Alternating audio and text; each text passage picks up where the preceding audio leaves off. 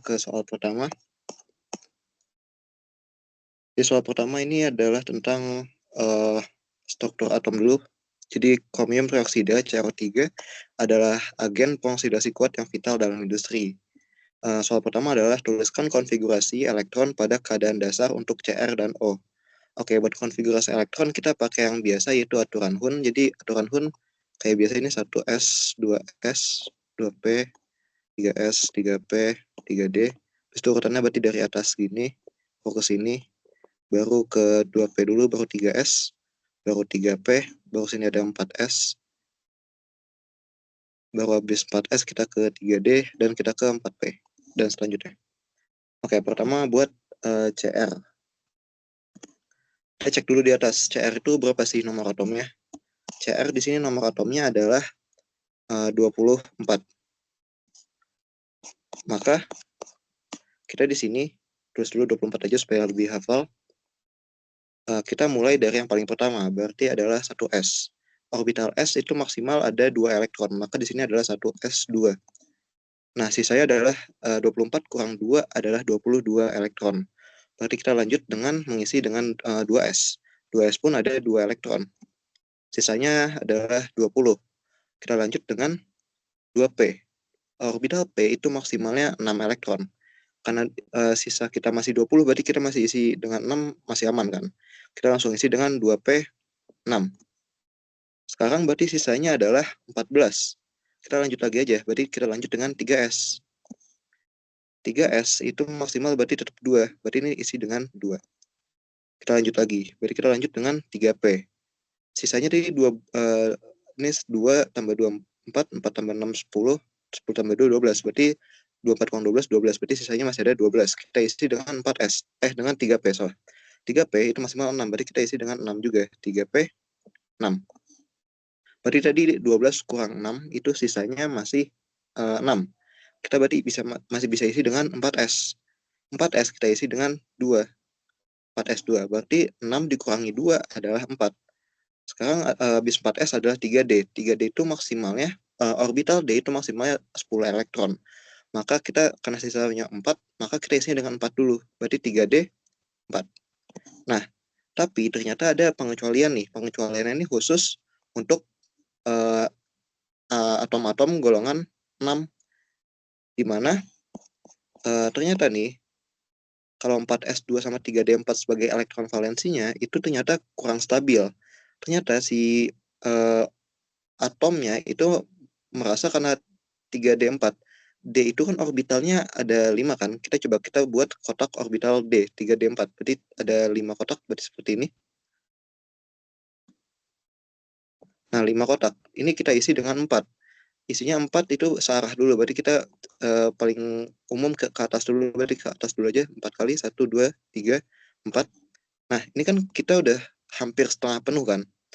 Dan ternyata menurut teori itu malah nggak stabil. Nah, si 4S ini kan punya 2. Berarti adalah penuh. Ternyata kalau mau stabil itu si satu elektronnya si 4S ini itu bisa dipromosikan ke 3D supaya lebih stabil. Maka ini elektronnya berpindah ke sini. Maka nanti si CR-nya itu, si 4S-nya itu sisa 1. Berarti nanti 4S 1 dan 3D 4. 3D 5. Nah, ternyata menurut eksperimen lebih stabilnya seperti ini, yaitu 4S1 3D5. Maka khusus CR dan gelombang khusus CR dan golongan 6 itu bakal menjadi seperti ini, yaitu 1S2, 2S2, 2P6. Maaf, ini kayaknya aku ke atasin dikit supaya ada space. 2P6, 3S2, 3P6, lalu ini 4S1, dan 3D-nya berarti 3D5. Nah, untuk untuk konfigurasi elektron CR berarti seperti ini. Nah, selanjutnya untuk O. O ini, aduh, tempatnya ternyata sempit.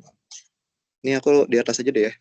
O, itu ada, kita cek lagi ke atas aja nih. Kita nggak usah ngafalin lah, kita bisa ngeliat data di atas. Berarti ini ada 8. Kalau ada 8, kita catat dulu aja, ini ada 8 nomor atomnya.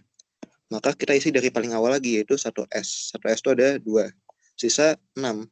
Sekarang kita lanjut dengan 2S. 2S itu bisa 2 juga. Berarti sisa 4.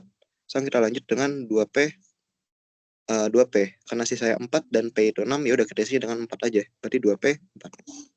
Berarti konfigurasi elektron buat oksigen itu 1S2, 2S2, dan 2P4. Di untuk A seperti itu. Ini mungkin aku kasih pelengkap. Ini agar lebih stabil. 1 elektron dari 4S pindah ke 3D. Oke, sekarang kita lanjut ke soal nomor B. Jadi menurut soal nomor B itu energi ionisasi keempat dari CR itu 4.743. Lalu energi ionisasi kelima dari CR adalah 6.702. Dan lalu energi ionisasi keenam dari CR adalah 8.744,9 kilojoule per mol. Tadi maaf nggak dibacain, tapi aman aja. Dan ini lupa ketulis berarti, sorry. Dan energi ionisasi ketujuh dari CR adalah 15.455. Apa yang dapat disimpulkan dari data di atas? Nah, berarti kita lihat di sini di energi ionisasi ke-6 dari 4 ke 5 lalu ke 6 itu sebenarnya bedanya tipis kan, nggak begitu jauh dari 4.000 ini ke 6.700, berarti kurang lebih 1.000. Besok dari 6.700 ke 8.700 itu masih kurang lebih 2.000 kilojoule perbedaannya. Nah, tapi tiba-tiba dari ke-6 lalu ke 7 itu bedanya tuh hampir 2 kali lipatnya kan, dari 8.700 itu menjadi 15.000. Nah, ini kesimpulannya itu apa sih? Jadi kesimpulannya tuh ternyata sorry, kenapa kayak gitu? Ternyata si CR ini kan energi ionisasi. Kita lagi membahas energi ionisasi. Energi ionisasi itu adalah energi yang dibutuhkan oleh atom untuk melepaskan satu elektron dari kulit terluarnya dalam fase gas. Nah, berarti kan melepaskan elektron itu kuncinya. Nah, berarti kan energi ionisasi ke-6 itu itu berbeda signifikan dengan ke-7. Berarti kan untuk melepaskan elektron ke-7 itu jauh lebih susah daripada melepaskan elektron ke-6.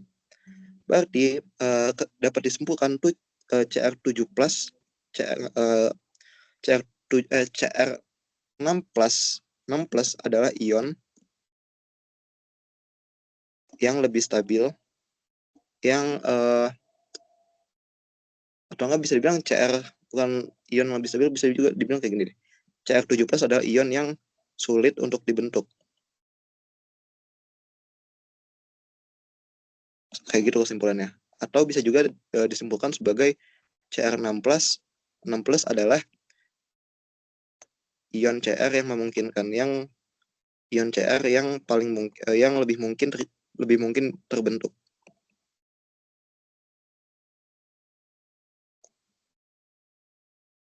Kesimpulannya bisa dua itu, bisa antara dua itu. Ini gimana maksudnya?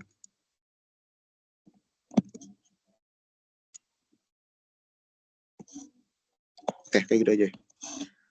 Sekarang kita lanjut ke soal C. Ini masih berhubungan dengan soal B.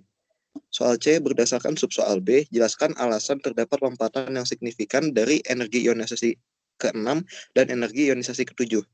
Nah, kita sekarang akan balik lagi ke konfigurasi elektronnya.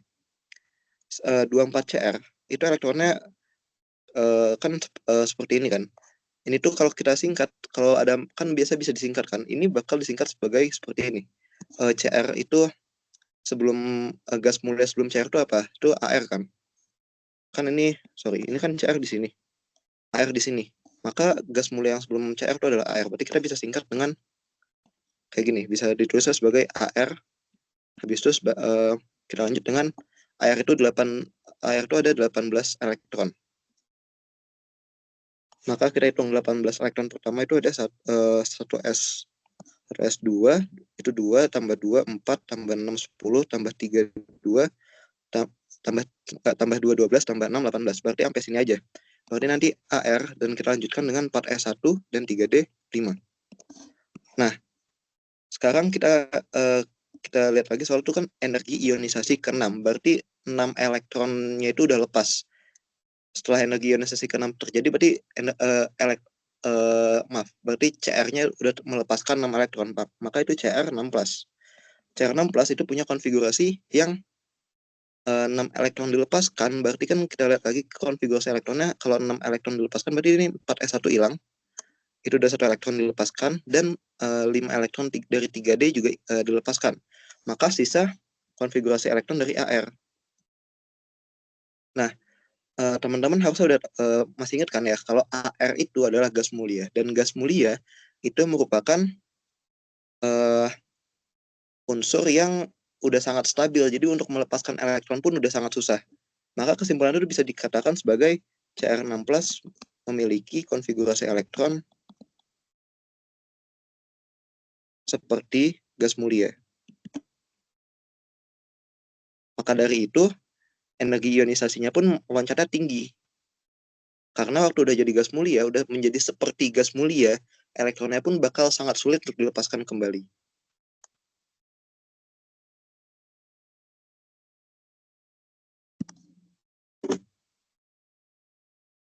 Oke, kita lanjut ke soal D. Tuliskan 2 set bilangan kuantum yang mungkin untuk elektron terluar atom oksigen dalam keadaan dasar. Oke, atom oksigen. Berarti kita aku izin copy yang di atas ini.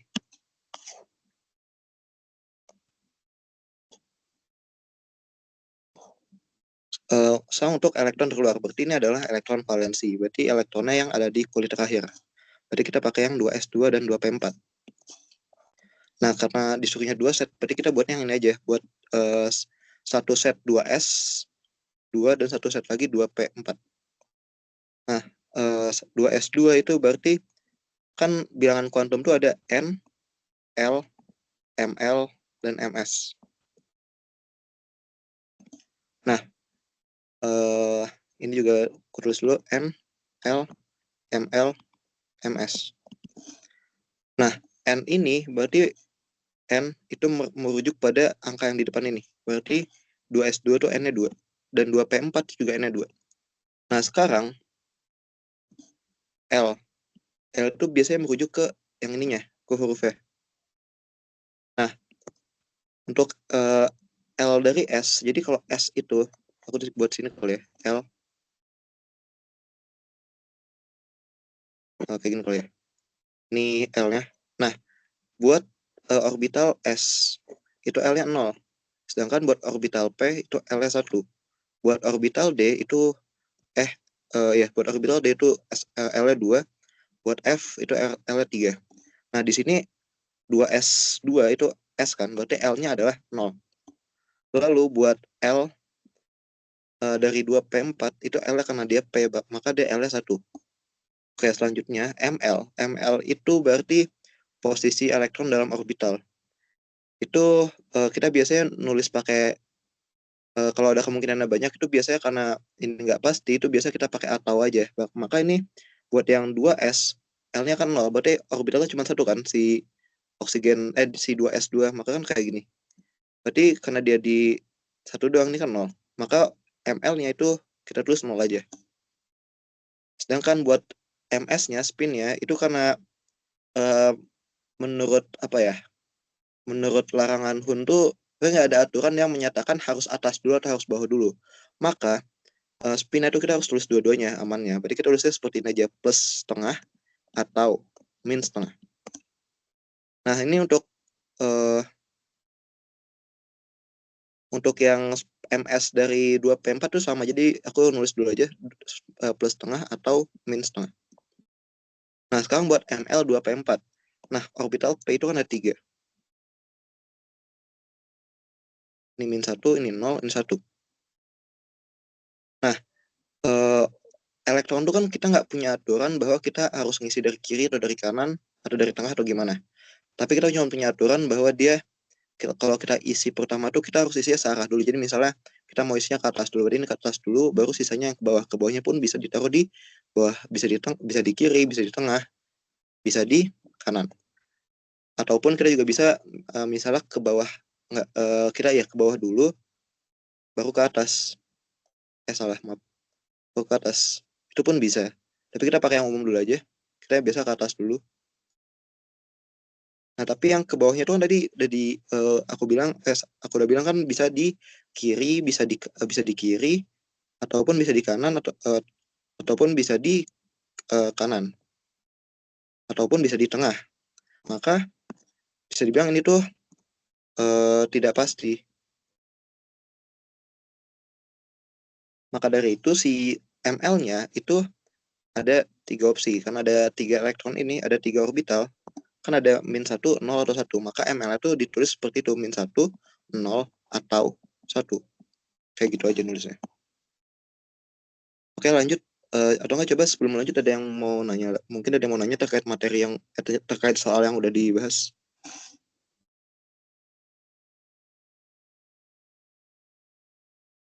Kalau 2P3 itu coba coba ya, ini taruh. Coba kalau misalnya 2P3, oke, 2P3 itu kan kita masih bebas kan di bentar, ini kasihkan dulu contoh. Nah, kalau 2P3 itu kita nggak punya, kayak yang tadi aku bilang, kita bisa isi ke atas dulu. Misal kalau ke atas dulu berarti 3D ke atas, ataupun ke bawah dulu. Oke, tapi kan kemungkinannya itu sama kan, bisa mau ke atas dulu atau ke bawah dulu tuh bebas, dan posisinya pun bebas. Maka elektron terakhir pun kan kita masih nggak jelas ML-nya tuh di posisi orbital itu di orbital -1 atau 0 atau 1. Makanya meskipun 2P3 ini tulisannya tetap sama, N, L, ML, dan MS itu tetap sama dengan penulisannya tetap sama dengan 2P4 gitu. Kecuali kalau kita mau beneran buat detail pakai table, pakai yang kayak coba aku contohin sekalian kali ya. Sini aku buat page baru dulu sebentar. Sini aja deh, kita paling buat dulu.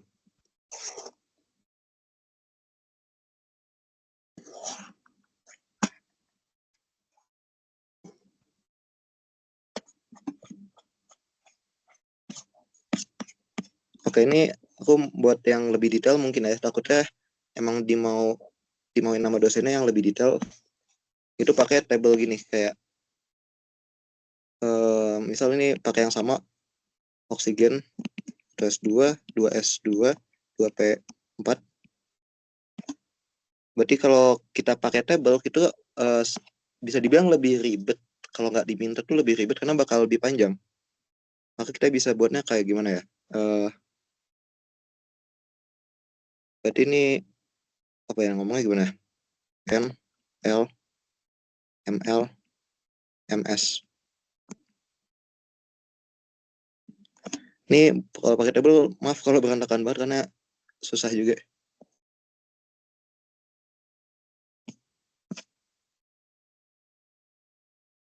Maka kalau pakai table, kita berarti harus buatnya lebih lengkap. Kita mulai dari 2S, berarti N-nya 2. Lalu L-nya itu tadi tetap 0, ML-nya itu 0, MS-nya karena ini kita buatnya satuan, maka ini kita bisa pakai, nggak usah pakai atau, berarti ini bisa min setengah dulu. Habis itu karena dia ada 2 elektron, maka dia kita gini lagi ya, 2, 0, 0, dan yang satu lagi plus. Nah, sekarang 2P4. 2P4 berarti kita ada 4 elektron, berarti kita bakal buat ada 4 list lagi. Berarti ini kita tulis dulu aja, 2-nya ada 4. 1, 2, 3, 4. Maaf. Nah, L-nya itu bakal tetap sama, stay. L itu pasti sama, berarti ini bisa 1, 1, 1, 1, 1. Sedangkan buat ML-nya berarti sini, ML ini jujur bakal jadi banyak. Tapi kita, apa ya, gimana ngomongnya? Kita pakai asumsinya kayak itu aja, kayak waktu di SMA, berarti ini ML-nya bisa, pertama ini -1, 0, 1, habis itu ini balik ke -1. Kita bisa terus kayak gitu aja. Itu yang ini misalnya kita kayak di SMA juga, berarti kita spin atas dulu, berarti plus setengah. Habis itu ini plus setengah, ini plus setengah, lalu ini min setengah. Bisa kayak gitu. Tapi berarti kalau kayak gini itu 2P. Oh bentar, tapi kalau kayak gini ML pun jadi nggak pasti gitu loh. Kalau 2P3 berarti kan, kalau 2P3, maaf, aduh jadi bingung juga jelasnya. Kalau 2P3 itu,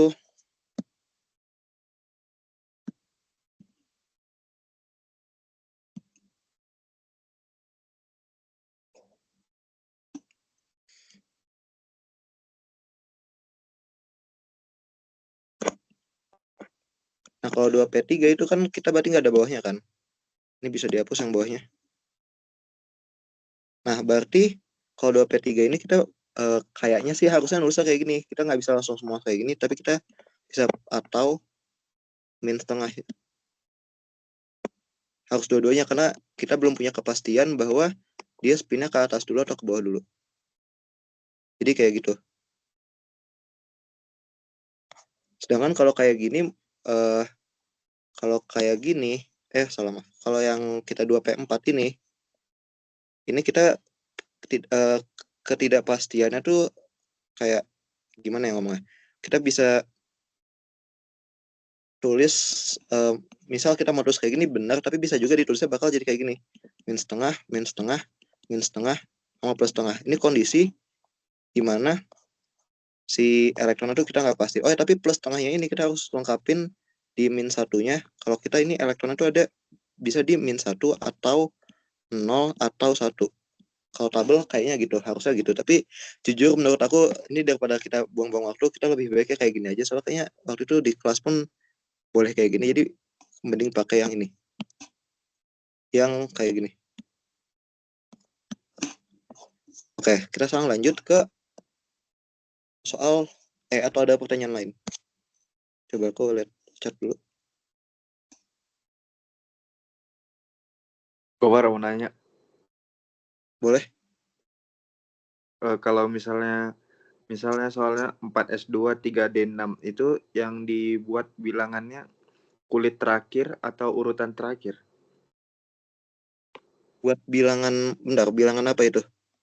Buat 4 bilangan kuantum ya. Oh, harusnya tadi apa?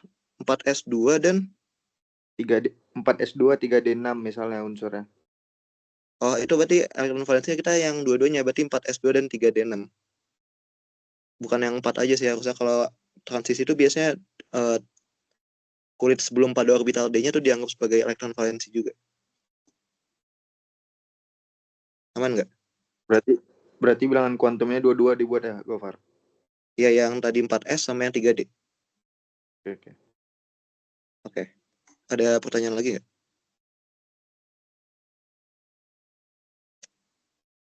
Oke, kayaknya kalau nggak ada, aku lanjut aja.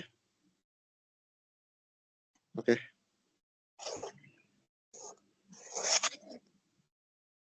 Kita lanjut ke soal E.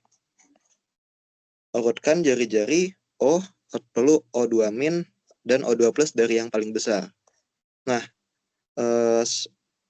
jadi kalau untuk ion itu yang negatif itu jari-jarinya akan lebih besar dibanding yang positif. Sebentar.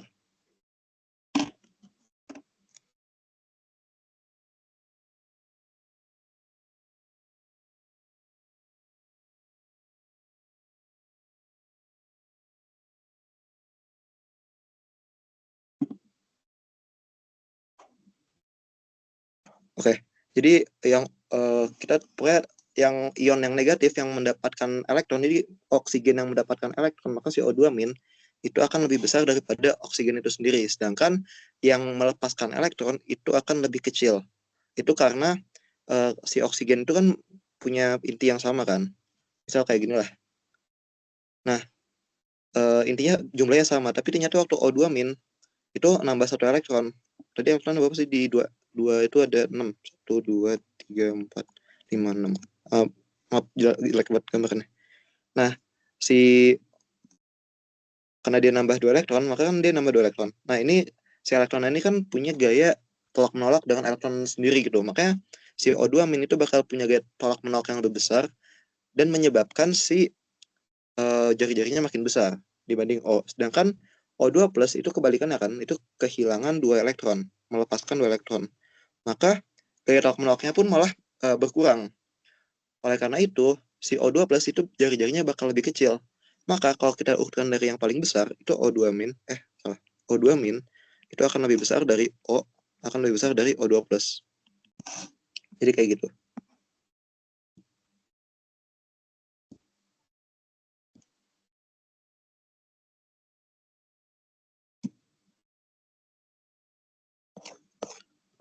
Oke, ada pertanyaan terkait soal ini?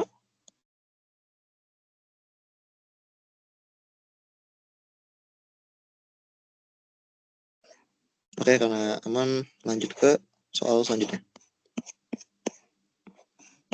Oke, sekarang soalnya di antara CrO3 dan Cr2O3, manakah yang memiliki energi kisi teoritis yang lebih besar? Oke, di sini ditulisnya teoritis karena ini aku mau jelasinnya pakai aturan aja. Meskipun ternyata aturan ini kan pasti ada pengecualian. Tapi biasanya buat ujian tuh karena tentu aja soalnya kan kita sebagai manusia nggak mungkin hafal semua jumlah energi kisi gitu kan. Makanya kita pakai teoritis, biasanya pakai hafalan aja gitu. Jadi kita pakai aturan, yaitu si energi kisi, aturannya itu energi kisi itu sebanding dengan muatan. Ini aturan utamanya. Jadi semakin besar muatan, itu energi kisinya makin besar. Itu energi kisi teoritisnya. Oke. Berarti kita lihat CrO3 dan Cr2O3. Kita balik ke bilox saja deh. Kita ke bilox. Oksigen itu biloxnya min 2. Maka di sini Cr-nya ini ada 3, berarti min 2 kali 3 itu min 6. Jadi kan karena muatannya 0, maka ini tentu aja perlu plus 6. Maka ini plus 6. Lalu ini Cr2O3, itu ini min 2 juga. Min 2 kali 3 itu min 6. Karena dia 0 bilangan muatan senyawanya, maka Cr-nya itu ada plus 6. Tapi kan Cr-nya ada 2, maka ini plus 3. Nah, di sini kan kita lihat muatannya, selisih muatannya, itu jauh lebih besar yang kiri.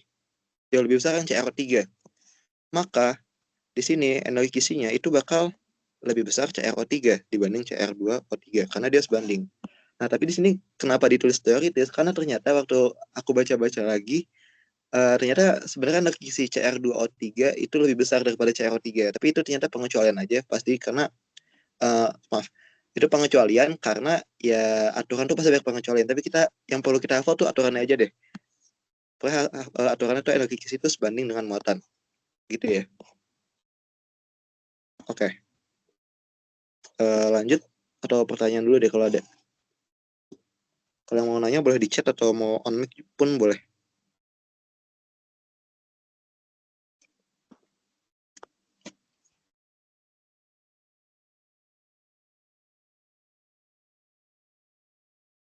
Oke, karena nggak ada, kita lanjut aja. Oke, kita lanjut ke soal 2. Di methyl propionic acid, itu nggak usah dibaca pun nggak apa-apa. Itu digunakan dalam pembuatan resin. Lalu bla bla bla memiliki struktur sebagai berikut. Oke, langsung ke soal A aja. Hitung jumlah ikatan sigma dan ikatan pi pada struktur di atas. Ikatan sigma itu berarti ikatan utama. Berarti semua ikatan yang tidak rangkap itu termasuk sigma. Tapi yang rangkap itu punya satu ikatan sigma paling tidak. Maka kita hitung aja di sini. Jumlah ikatan sigma dan ikatan pi. Oke, kita hitung. Di sini ada 1. Di sini ini C dengan O itu ada 2 ikatan kan. Nah, tapi buat sigma itu tetap 1. Kita berarti 1, sini 2, ini 3. Lalu ini 4, ini 5, ini 6. Nah, tapi kan sini CH3 itu masih ada ikatan juga, tapi nggak kelihatan. Maka kita harus teliti. Ini CH3 itu berarti kan ini ya, H, H, dan H. Maka di sini ada 3 juga. Berarti ini 6 tambah 3 itu berarti ada 9. Berarti kita bisa bilang ini ada 9. Tambah 3, 9. Habis itu ini juga sama dengan yang ini. CH2OH. CH2OH itu ada H. Lalu ini ada H. Lalu ini ada O. Dan O-nya ini juga berkaitan dengan H. Berarti ini nambah 4. Berarti 9 tambah 4 itu adalah 13. Nah, ini juga ada 4 juga dong, CH2OH, atau nggak kita buktiin juga, berarti ini ada H, ini ada H, dan ini ada O, dan berkaitan dengan H. Maka ini 13 tambah 4, berarti ini ada 17. Maka total ikatan sigmanya itu ada 17. Nah, sedangkan ikatan pi itu kita menghitung jumlah rangkapnya, jumlah ikatan rangkap. Maka di sini ikatan rangkapnya kan cuma ada 1. Maka ya udah, ini ikatan pi-nya cuma 1.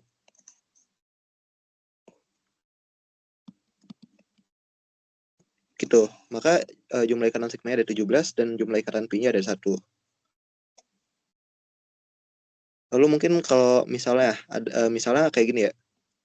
Misal ini C-nya dengan, jangan C deh, aku contohnya N. N kayak gini. N ikatan rangkap 3 dengan N lagi. Ini berapa sih sigma dan pi-nya? Berarti ini sigmanya ada 1 dan pi-nya ada 2. Ya nggak sih? Setelah aku gitu sih.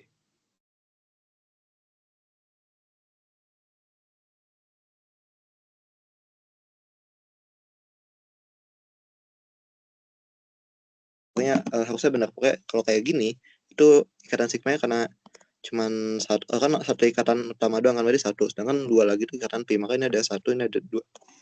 Oke, kayak gitu ya. Sekarang kita lanjut ke Gofar mau nanya dong, boleh. itu bukannya yang sigma 18 ya?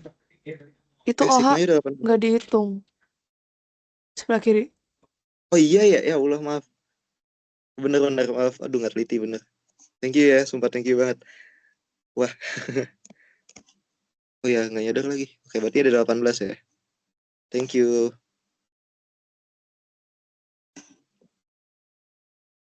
Oke. Thank you banget koreksiannya. Ini beneran nggak teliti, aku nggak ngeliat kiri. Mungkin atau udah, ketutupan itu kali ya, nggak tahu deh. Oke, kita lanjut ke B. Tentukan hibridisasi atom dari atom C bernomor 2. Jadi ini soalnya pakai soal lama ya. Bentar.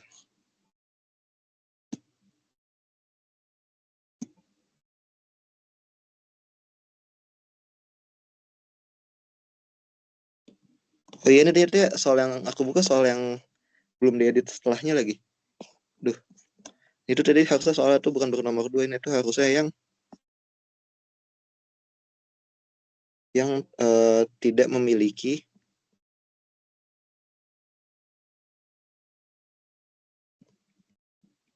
ikatan pi.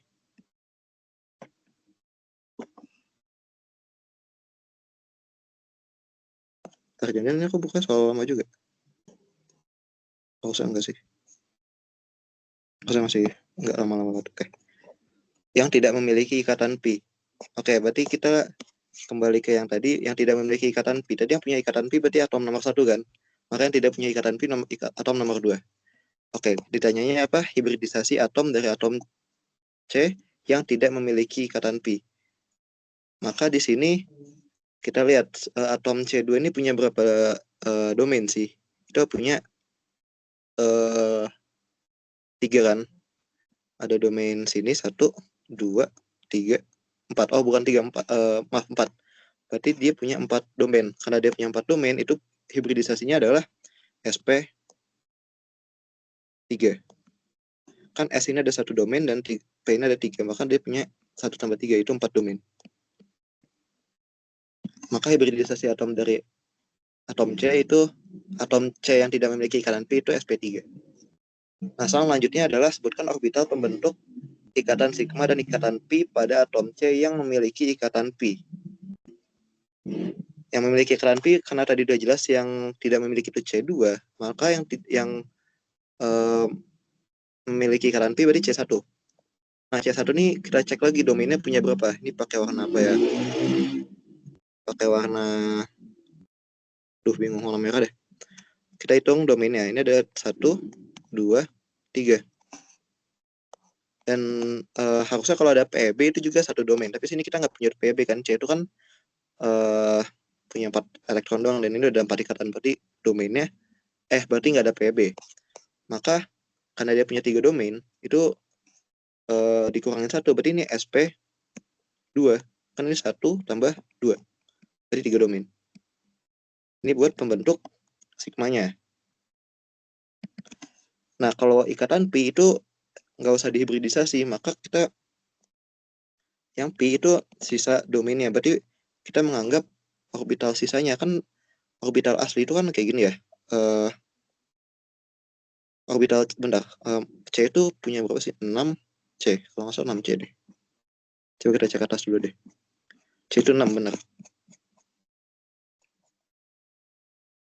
Maka kan dia 1 S2, 2 S2, 2 P2.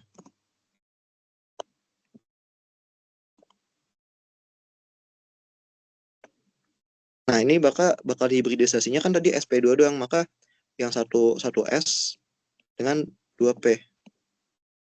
Ini P-nya tuh biasanya gini, PX, PY, PZ. Maka nanti yang sisanya adalah PZ kan. Berarti nanti kita bilang aja P-nya tuh sisanya PZ. Kayak gitu. Ini berarti SP2. Maka untuk P-nya adalah PZ. Kayak gitu. Coba ada pertanyaan mungkin terkait hibridisasi kayak gini.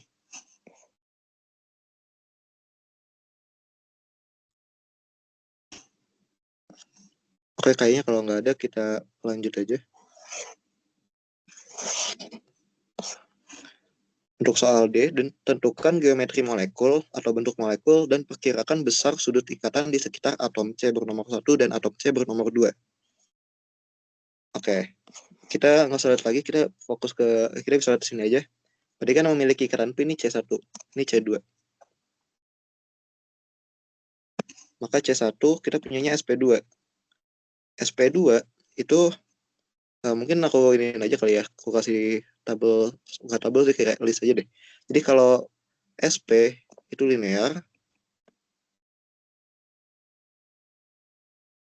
kalau SP2 itu segitiga planar,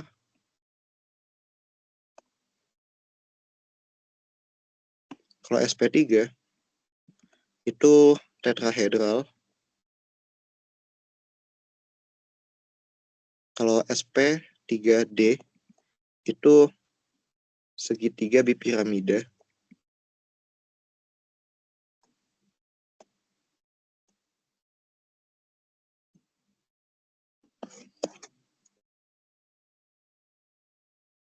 dan kalau SP3D2 itu oktahedral. Nah, sekarang kita pasangin aja nih. C2-nya tadi SP3 dan C1-nya SP2. Maka karbon nomor 1 itu segitiga planar.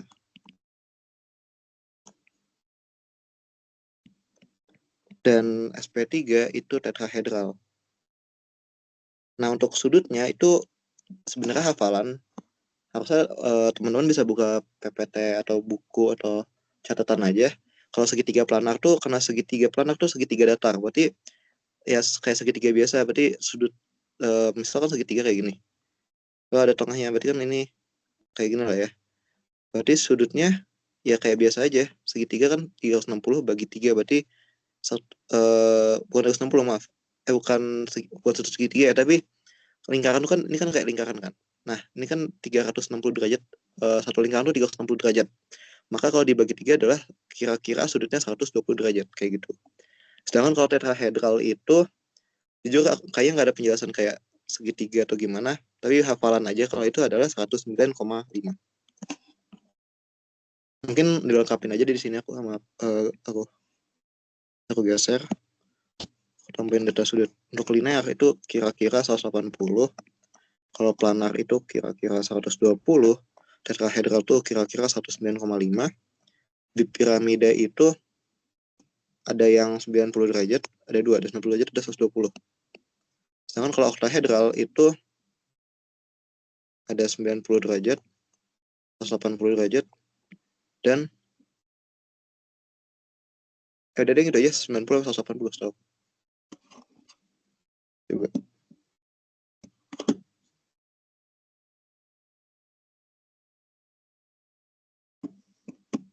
Iya, 90 sama 180 dong. Soalnya kan 1, 2, 3, 4. Ya, 90 dan 180. Oke, ini teman-teman bisa hafalin aja untuk hibridisasi dan geometrinya. Oke, kita lanjut ke soal E. Senyawa ini, berarti si yang awal tadi, itu diketahui memiliki titik rel yang cukup tinggi dan larut dalam pelarut polar. Jelaskan gaya antar molekul dominan apa yang menyebabkan sifat tersebut berdasarkan struktur di atas. Oke. Larut dalam pelarut polar, berarti di kemungkinan senyawanya juga polar. Maka udah jelas dia paling tidak punya dipol-dipol. Tapi apakah cuma punya dipol-dipol? Kan biasanya urutan itu kan urutannya adalah pertama ion dipol, kedua itu ikatan hidrogen, tiga itu dipol-dipol, dan yang paling lemah bisa dibilang gaya London. Nah, kalau udah dikasih tahu larut dalam pelarut polar, maka itu paling tidak udah punya dipol-dipol, udah punya nomor 3.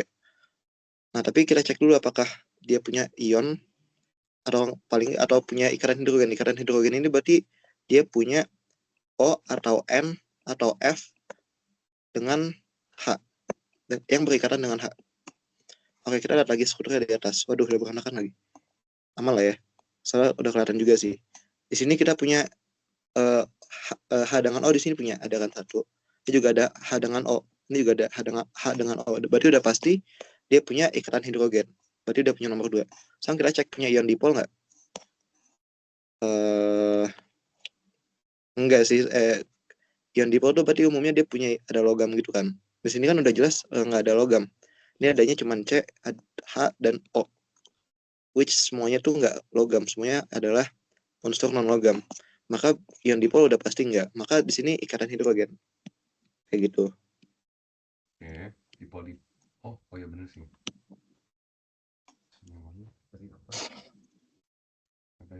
Oke, ada pertanyaan mungkin?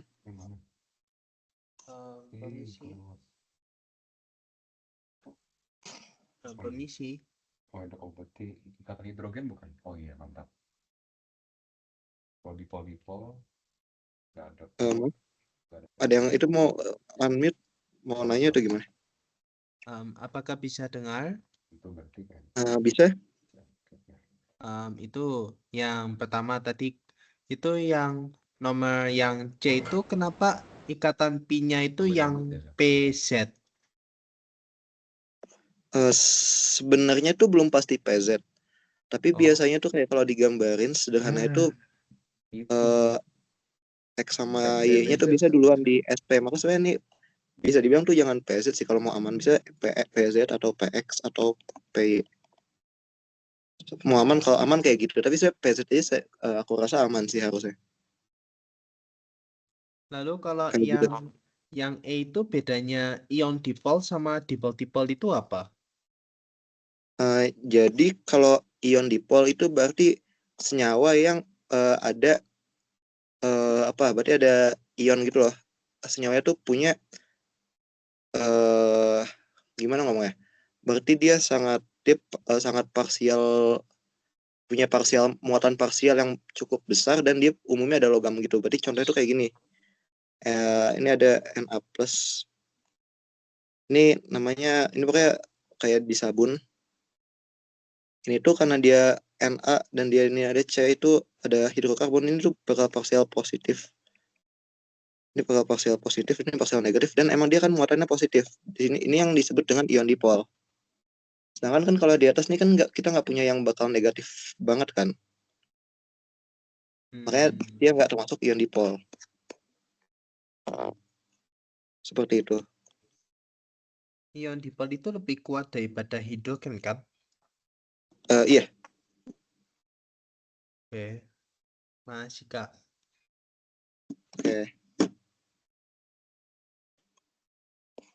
Oke, kita lanjut aja ke ini L lagi sih. Berarti ini F.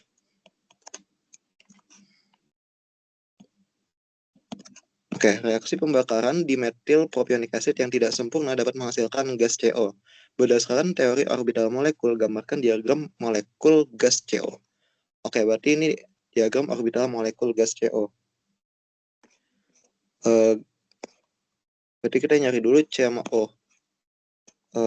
Tulis dulu aja C itu tadi 6, berarti dia 1S2, 2S2, 2P2. Lalu O itu 8, 1S2, 2S2, 2P4. Oke, sekarang sebentar.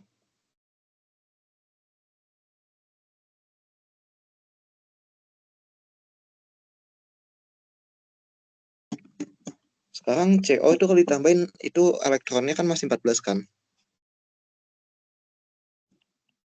Jumlah elektron itu kalau ditambahin tuh masih 6 tambah 8 itu masih 14. Yang berarti secara umum itu bakal pakai bentuk yang nanti di 2P-nya itu bakal pi dulu baru sigma. Maka ini kita buat dulu aja buat yang si C. Berarti ini 1S. Gimana ya? Yang bagusnya berarti ini 1S. Ini 2S. Ini 2P. Lalu buat oksigen 1S, 2S, 2P. Kayak kurang gede, kayak tebarin lagi ya. Oke. Kita isi dulu aja elektronnya. Ini kan C, ini O. Ini C itu 1S2 berarti ada 2. Habis itu 2S2 berarti ada 2 juga. Dan 2P2 kita pakai asumsi kayak tadi aja. Kita ke atas dulu aja. Ke atas dan dari kiri dulu, maka asumsinya kayak gitu dulu. Habis itu buat O. Kamu nggak itu belajar kita besok sekolah loh. kita Nggak mau diajakin atas belajar ya. juga. Maaf, itu Baca siapa yang loh, ini tuh? apa ngapa ABC jadi nyocok. Belajar lah. Oke.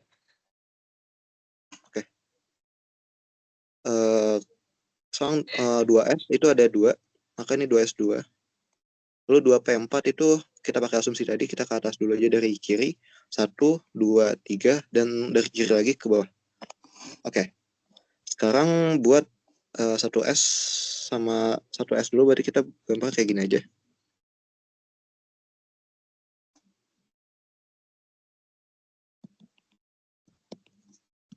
Ini karena ada 4, berarti kan ini kayak biasa aja.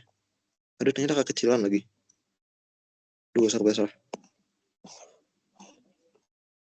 Oke, yang apa? Nggak boleh ya. Ini udah, kalau ini kan karena dia 1S, dia nggak mungkin punya rangkap, nggak mungkin punya orbital pi, berarti ini langsung sigma aja. Dan yang atas berarti ini adalah sigma bintang atau antibonding. Itu yang 2S itu sama.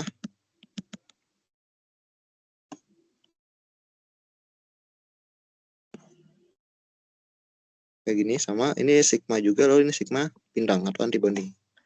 Lalu yang 2P itu berarti kita akan ada tingkatannya itu karena tadi dapatnya 14. Kalau 14 itu berarti dia bakal kayak gini dulu. Bakal pi, bakal 2 dulu. Lalu ini. Lalu ini 2.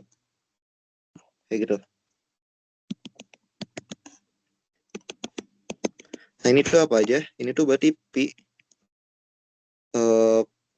Pi yang bukan di bonding. Ini px, ini pi. Oh ya, kalau ini nggak ada deh. Yang bawah nggak ada. Lalu yang atasnya ini sigma. Ini z. Habis itu yang atasnya lagi nih, karena dia 2, ini berarti tetap pi, tapi yang antibonding. Jadi ini pengecualian buat yang elektronnya di bawah 14. Lalu ini adalah sigma antibonding, sigma z antibonding. Oke, sekarang baru kita isi. Tadi total elektronnya adalah yang di 2P itu ada 1, 2, 3, 4, 5, 6. Oke, kita isinya sesuai dengan aturan Hund aja. Berarti ini 6, 1, 2, 3, 4, 5, 6. Oke, berarti kayak gitu ya. Untuk teori untuk diagram orbital molekul gas CO. Oke, sekarang tentukan orde ikatan dan sifat kemagnetan gas CO. Oke, berarti orde ikatan, aku singkat OI, itu rumusnya elektron disingkat ya, elektron di orbital bonding dikurangin elektron di orbital antibonding, lalu dibagi 2. Oke, maka OI itu kita hitung dulu aja. Ini yang di orbital bonding itu ada 2 tambah 2 tambah 2 tambah 2 tambah 2. Oke, berarti dia 1, 2, 3, 4, 5. 5 kali 2, 10. Sekarang yang di antibonding. Antibonding itu ada 1, 2. 2 kali 2, 4. Berarti kurang 4. Bagi 2. 10 kurang 4 itu 6. 6 bagi 2, 3. Berarti orde ikatannya 3. Selanjutnya untuk sifat kemagnetan. Sifat kemagnetannya kita periksa lagi. Dia punya elektron tidak berpasangan nggak? Udah. Ini dulu.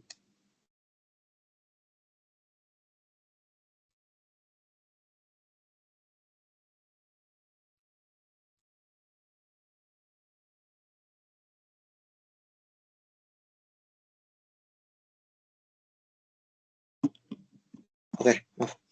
Di sini kan tadi apa? Nggak ada elektron yang tidak berpasangan. Maka karena semuanya berpasangan, maka ini sifatnya diamagnetik.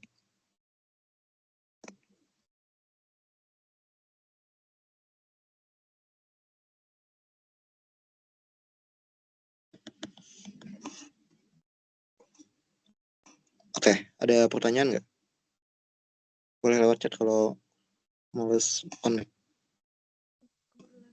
Mau nanya dong. Boleh. Oh, tadi ada yang nanya lagi ya?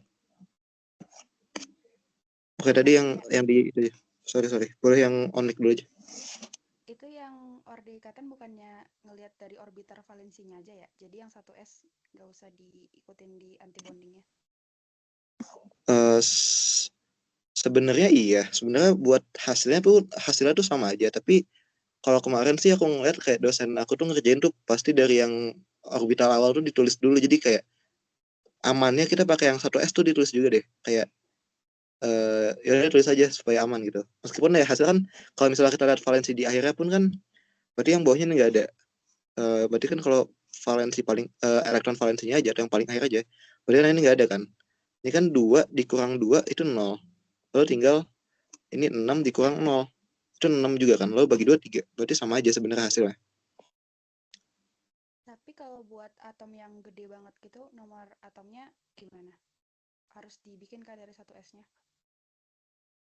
Jujur, aku sendiri juga pasti males sih. Kayak mending valensi aja deh kalau atomnya memang udah kayak kebanyakan gitu. Tapi kalau misalnya masih dalam jangkauan yang masih bisa ditulis, kayaknya nggak apa-apa deh pakai dari 1S pun nggak apa-apa ditulis aja deh. Supaya aman lah, pastiin semua dosen tuh bisa setuju gitu.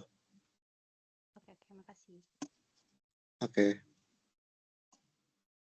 Untuk penulisan posisi orbital O apakah lebih bawah dari orbital C? Iya, harusnya iya. Tapi kan kalau kita gambar tuh jujur kan nggak stabil, nggak lurus-lurus banget ya. Ini kan juga sebenarnya aku kan buat O tuh ada di bawah nih. Ya O tuh harusnya lebih bawah daripada C karena O itu lebih elektronegatif, maka tingkat energi orbital tuh seharusnya lebih kecil. Makanya harusnya orbital O bakal lebih rendah. Tapi kan susah ya kalau kita gambarin tanpa penggaris, habis itu tanpa kayak diagram Cartesius gitu. Maka kalau bisa kita nulisnya yang lebih elektronegatif tuh lebih rendah dikit gitu. Tapi kalau nggak bisa pun nggak apa-apa, datar aja. Amannya sih lebih rendah dikit. Tapi kalau bebas deh tulisnya kayak gimana yang aman lebih rendah dikit. Tapi kalau nggak rendah pun nggak apa-apa karena tulis tangan nggak mungkin rapi gitu. Oke, karena nggak ada pertanyaan lagi, coba cek chat lagi deh. Oh boleh, ini ada. Mau tanya itu tadi kenapa pi dulu tidak sigma dulu? Kapan memakai pi dulu? Kapan memakai sigma dulu? Oke, ini kita kembali ke yang jumlah elektron. Tadi kenapa di sini pakai pi dulu? Itu karena jumlah elektronnya yang masih 14. Nah, jumlah ini tuh jadi kalau misalnya jumlah elektron itu masih berarti gimana? Masih kurang dari sama dengan 14, itu bakal pi dulu. Kalau udah lebih dari 14, itu baru sigma dulu. Kayak gitu. Lalu ini kita ngeliat kapannya itu, kita ngeliat kalau dalam kondisi keadaan dasar atau muatannya 0. Jadi misalnya ini CO, misal CO min. CO min kan berarti kan jumlah elektronnya tuh 15. Lebih dari 14 kan 15 tuh. Nah, tapi karena dia bermuatan, sedangkan waktu CO biasa itu tetap 14, maka CO min itu tetap ngikutin struktur diagram molekul CO yang tidak bermuatan, maka tetap pi dulu. Jadi kayak gitu. Jadi kita ngeliat dari jumlah elektronnya. Meskipun sebenarnya aku lebih setuju dengan dengan yang kita ngelihat salah satu senyawanya itu punya elektron berapa. Jadi kan harusnya C itu ada elektronnya 6, sedangkan O itu ada 8. Lalu harusnya kalau lebih dari 7, itu pakai yang sigma dulu. Dan kita ngelihatnya ke unsur yang lebih elektronegatif. Jadi harusnya kalau CO itu kan O-nya 8, berarti harusnya pakai sigma dulu. Dan O-nya itu kan lebih elektronegatif dibanding C. Nah, tapi setahu aku emang CO tuh udah kayak gini gitu. Jadi jujur paling aman pakai yang ini aja, karena dosen aku juga ngajarinnya pakai yang ini. Jadi ya udahlah pakai yang kalau kurang dari sama dengan 14 itu pakai pi dulu, dan kalau lebih dari 14 itu pakai sigma dulu, kayak gitu. Oke, udah aman.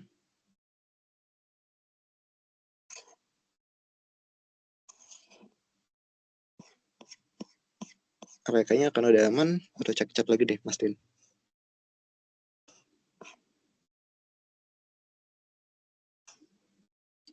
Oke, udah aman. Kalau gitu aku lanjut ke soal 3.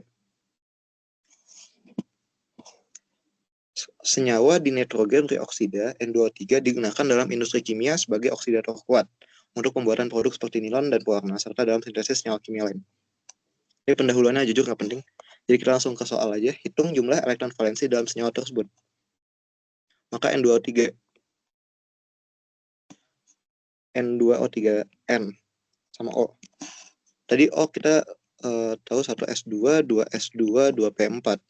Karena dia 8. Maka elektron valensinya si O itu ada 6. Lalu kalau si N, kita cek aja di atas, kita nggak usah hafalin. N itu ada 7. Maka 1s2, 2s2, 2p3. Maka dia ada 5. Nah, sekarang kita lihat N2O3, berarti O-nya tuh ada 3 dan N-nya ada 2. Maka ini kali 3 dan ini kali 2. Maka ini 10 dan ini 18. Maka jumlah elektron valensinya itu 28. Atau kita tulis lagi kayak gini supaya aman, elektron valens. Itu 28. Oke, sekarang kita gambarkan 4 struktur resonansi dari senyawa N2O3 yang paling mungkin. Oke, N2O3. N sama O. N sama O yang lebih elektronegatif itu O kan, oksigen. Maka yang lebih tidak elektronegatif itu bakal menjadi pusat. Berarti N yang jadi pusat. N itu bakal jadi pusat. Dengan N lain juga sih harusnya. Berarti kayak gini dulu. Itu O-nya ada 3. Berarti O-nya tuh coba kita O 3 di kanan dulu deh. Berarti kayak gini. O. Kita isi dulu O-nya dulu aja supaya oktet. Sekarang kita N ya. N-nya kita ikat 1. Sekarang kita cek N yang kanan udah udah oktet belum? Oke, N kanan udah oktet. Maka kita cek N kiri. N kiri udah oktet. Oh, belum dong. Kita tambahin elektron dulu berarti. 1, 2, 3, 4, 5, 6. Berarti yang kiri udah oktet juga. Sekarang kita hitung N-nya berapa, jumlah elektronnya berapa. Kita jumlah elektronnya ini ada 1, 2, 3, 4, 5, 6, 7, 8, 9, 10, 11, 12, 13, 14, 15, 16. 16 kali 2. Berarti ini jumlah elektronnya adalah 32. Jumlah elektron valensinya, maaf. Jumlah elektron valensinya ada 32. Berarti kan kelebihan. Maka ternyata bukan kayak gini dong. Kita harus buat ada ikatan yang rangkap gitu berarti. Oke deh. Kita buat yang kanan, coba kita contohin yang kanan ini rangkap.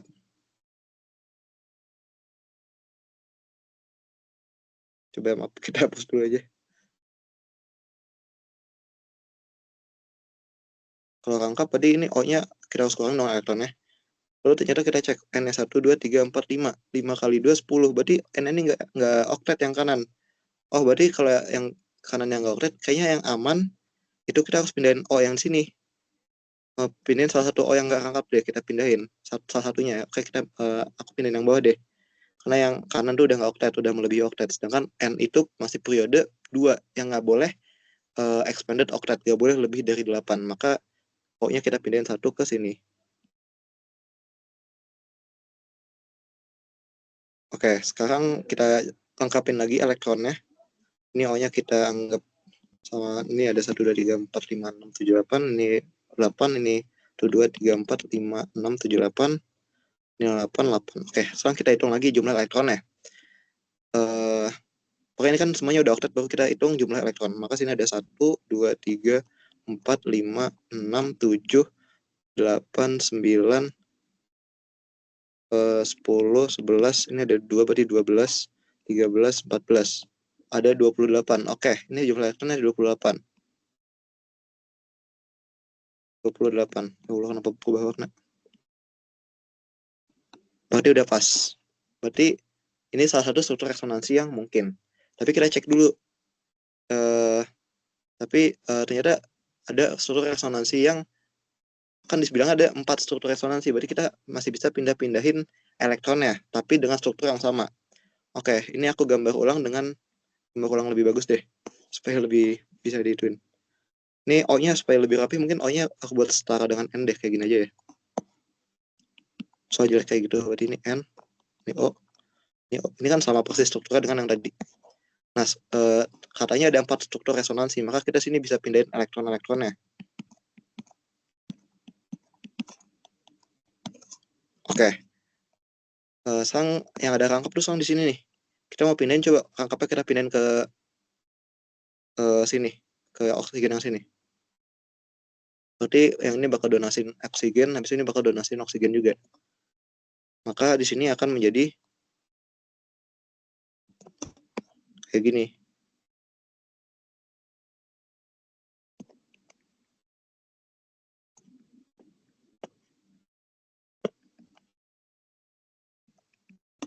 Salah, yang atasnya salah. Oke. Sini kalau kalian mau make sure elektron ada berapa itu masih bisa juga, kita pastiin dulu aja deh. Ini ada 1, 2, 3, 4, 5, 6, 7, 8, 9, 10, 11, 12, 13, 1, 2, 3, 4, 5, 6, 7, 14 bener nih. Ini 15 dong. Lah kok kelebihan tiba-tiba? Nah, 1, 2, 3, 4, 5, 6, 7, 8, 9, 10, 11, 12, 13. Tadi salah ngitung kah? 1, 2, 3, 4, 5, 6, 7, 8, 9. Oh, tadi salah ngitung. Elektron masih 30 ternyata. Ini ada 15. Oh, maaf. Berarti kita cancel dulu. Salah.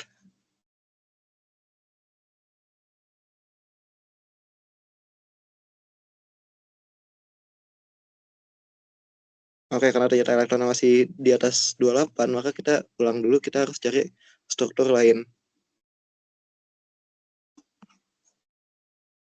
Ini sekalian aku rapin di O-nya, supaya langsung di pinggir aja.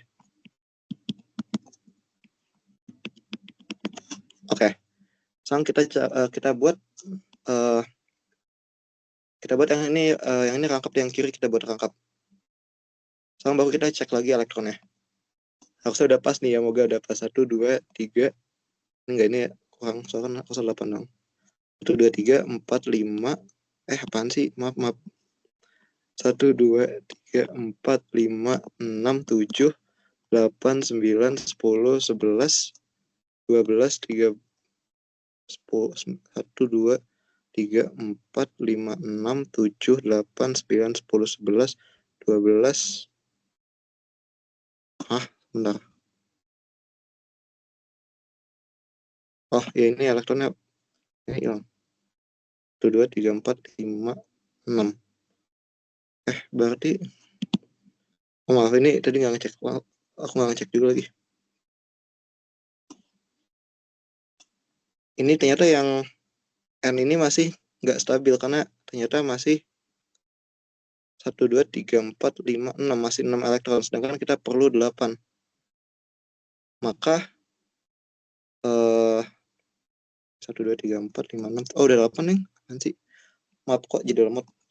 Oke. 1, 2, 3, 4, 5, 6, 7, 8, 9, 10, 11, 12, 13, 14. Oke, sama udah pas nih, jumlah elektronnya 28. Nah, berarti sekarang kita ulang lagi resonansinya kayak tadi. Kita gambar ulang aja supaya lebih rapi, supaya nggak usah ada angka-angka ini.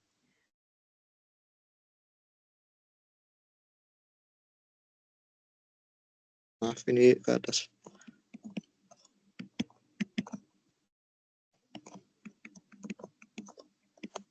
Nah, sekarang kita resonansiin kayak tadi.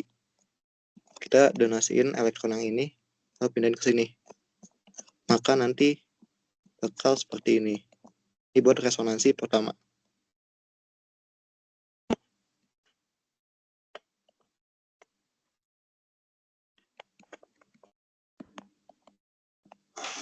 Nah, sekarang resonansi keduanya kayak gimana?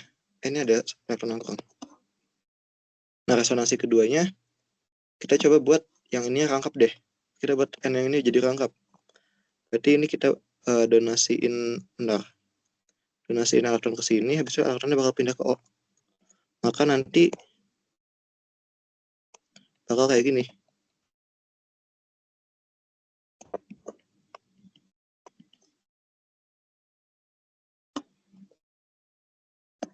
Ini udah nggak ada elektron, ini udah ada elektron. Nah, kayak gitu. Oke. Masih baru 3 nih, kan katanya 4 kan? Ada 4. Maka kita cari satu lagi. Berarti satu laginya kita coba donasin aja di elektron ini, supaya ini coba jadi rangkap 3. Ini kita kasih ke sini. Maka ini jadi giniin aja. Jadi kita resonansi itu kita kayak main-main dengan elektron gitu loh, kayak mindahin aja gitu, nyoba-nyoba. Ini kok ada kayak gini deh, maaf.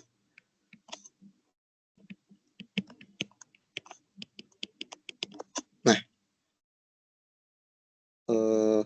ini ada 1 PB. Nah, berarti sekarang udah pas ada 4 struktur N2O3 yang mungkin. Berarti strukturnya kayak gini yang mungkin ya. Nah, baru kita cek yang C. Berdasarkan jawaban pada poin B, struktur manakah yang paling tidak stabil? Berikan penjelasan menggunakan konsep muatan formal. Oke, muatan formal. Muatan formal, berarti kita ngomongnya singkatnya MF aja deh. MF itu rumusnya adalah jumlah elektron valensi, berarti sigma elektron valensi dari atom tersebut dikurangin dengan PB, bukan PB, dengan piring 2 kali PB. Habis itu bentar, katakannya 2 kali PB atau gimana ya? Atau enggak, dikurang PB aja deh, PB sama dikurang 2 kali jumlah ikatan. Bukan 2 kali, jumlah ikatan aja.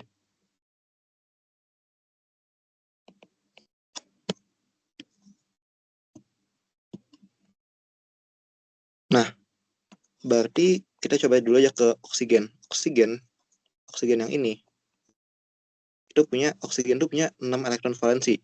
Sekarang jumlah PB ini ada 1, 2, 3, 4.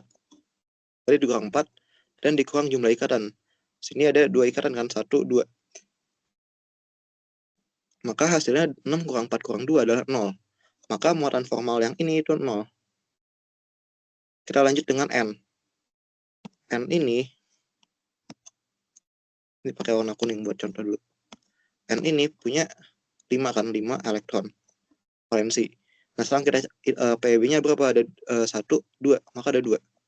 Dikurangin dengan jumlah ikatan, ini ada 1, 2, 3.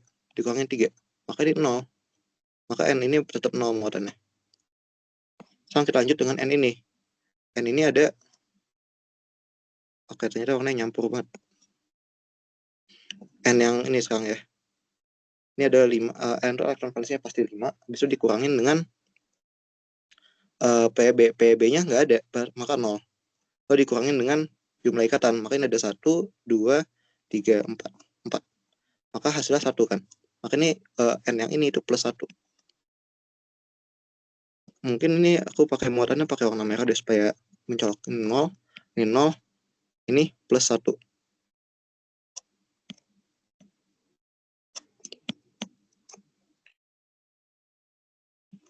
Oke, sekarang kita lanjut ke O yang di atas. O itu ada 6. Elektron Pb-nya ada 1, 2, 3, 4, 5, 6. 6. Dikurangin sama 1 ikatan, berarti kurang 1. Maka sini ada -1. -1. Lalu yang kanan itu sama 6 dikurangin 1, 2, 3, 4, 4 dikurangin ikatannya ada 1, 2, 2. Maka ini 0. Nah, sekarang kita ulangin buat yang kanan, buat yang semua pasangannya dulu. Yang ini aku ini hitung di kepala aja. Kalau udah biasa di kepala bisa, tapi kalau mau latihan tuh sama kayak tadi aja. Ini 6 kurang 4 kurang 2 berarti 0. Habis itu ini ada 5 kurang 1, 2 lalu kurang 3. 5 kurang 2 kurang 3 0. Terus yang N yang ini 5 dikurangin 0 PB dikurangin 4. 5 kurang 4 1 plus 1. Habis itu yang oksigen atas dulu 6 dikurang 1, 2, 3, 4 kurang 4, 2, 2 kurang 2 berarti 0. Lalu yang kanan 0 dikurang 0, 6 dikurang, ini PB ada 6, 6 kurang 6, 0, 0 kurang 1, berarti ini -1. Sama yang bawah, ini oksigen di paling kiri, ini tetap 0, karena masih sama kan sama yang atas, ya udah 0. Terus yang N yang ke sebelah oksigennya, berarti ini ada 5 kurang 1, 2, 3, 4, kurang PB-nya 0, salah. 5 kurang 0, 5, lalu kurang ikatan, ada 4, berarti 5 kurang 4, berarti plus 1. Lalu sekarang N yang kanan, itu ada 5 dikurang PB-nya 0, berarti 5 kurang 0, 0, lalu dikurangin dengan jumlah ikatan, berarti 5 kurang 4, berarti ini plus 1. Lalu yang oksigen atas, 6 dikurang PB-nya 6, berarti 6 kurang 6, 0, lalu dikurangin jumlah ikatan, maka ini -1. Lalu yang kanan pun 6 dikurangin 6 dikurangin 1, maka ini -1 juga. Oke, selanjutnya yang terakhir. Yang ini oksigen kiri dulu. Oksigen itu tadi ada 6. 6 dikurangin dengan PB. PB-nya ada 2. Berarti 6 kurang 2 adalah 4. Lalu 4 dikurangin jumlah ikatan, berarti kurangin 3. 4 kurang 3 itu plus 1. 4 kurang 3 itu 1, maka itu jadinya plus 1. Sekarang N-nya lagi. N-nya itu ada 5 elektron valensi, berarti 5 dikurangin dengan PB-nya, berarti PB-nya 0. Berarti 5 kurang 0, 5. Lalu dikurangin dengan jumlah ikatan, ada 4. Maka 5 kurang 4 ini plus 1 juga. Sekarang N yang di kanan. Ada elektron valensi N itu 5, lalu 5 kurang PB-nya ada 2 berarti ini. Berarti 5 kurang 2, 3. Habis itu dikurangin dengan jumlah ikatan, berarti 3 kurang 3, 0. Maka ini 0. Lalu oksigennya ini -1 dan ini juga -1. Karena sama persis lah ya dengan yang kanan sini. Oke, sekarang kita dapat muatan formal semuanya. Sekarang kita minta dicarinya yang paling tidak stabil. Paling tidak stabil berarti yang muatan formalnya itu paling beragam. Oke, sekarang kita cek yang kiri atas. Ini muatan formal tuh ada +1 sama -1, tapi cuma 1 kan. Berarti ya udah kita catat dulu, ada 1 yang -1. Gimana nulisnya? Pokoknya ada -1-nya ada 1, +1-nya ada 1 yang kanan. Ini -1-nya juga ada 1 dan +1-nya juga ada 1. Lalu yang kanan bawah. Ini -1-nya ada 2, 1, 2 kan. Ini ada 1, ada 2. Maka ini -1-nya ada 2. Lalu +1-nya juga ada 2. Oke, berarti udah pasti yang bawah kanan lebih nggak stabil dibanding yang kanan atas dan kiri atas. Sekarang kita cek yang kiri atas, kiri bawah, maaf. Kiri bawah itu -1-nya tetap ada 2. Lalu +1-nya itu tetap ada 2. Tetap ada 2 juga kan. Nah, sekarang kita bingung nih, yang mana yang paling tidak stabil. Nah, sekarang kita ingat ke elektronegatifan lagi. Kita ingat ke elektronegatifan O dengan N. Yang lebih elektronegatif itu N kan. Berarti harusnya yang lebih elektronegatif itu O kan. Maka yang lebih elektropositif itu N.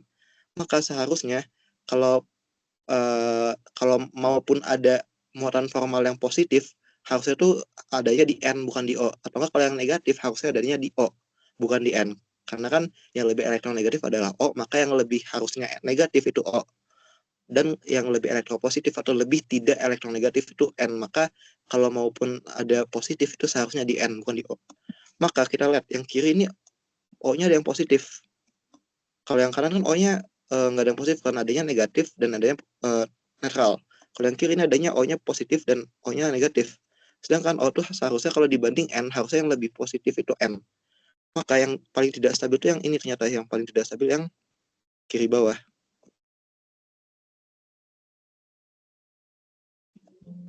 Maka yang paling tidak stabil itu kita tulis ulang aja, kita gambarin ulang kayak yang tadi. Ini N, ini O, ini O. Berikan penjelasan menggunakan konsep muatan formal. Berarti ini jujur ya aja, berarti bilangnya kayak muatan formal paling beragam, atau enggak benar muatan formal non netral, yang tidak netral lebih beragam.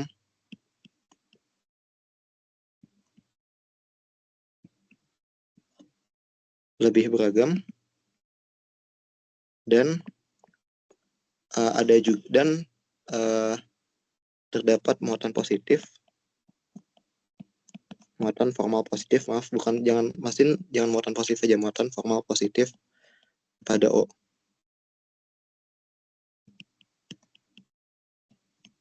Pada oksigen yang lebih elektronegatif gitu.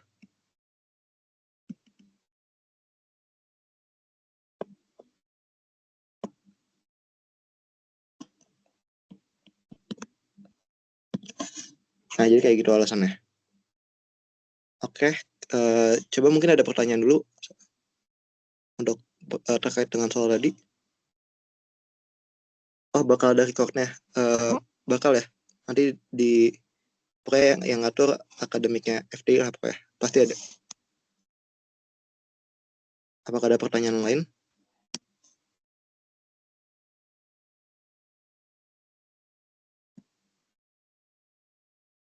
Oke, kayaknya karena nggak ada, lanjut aja.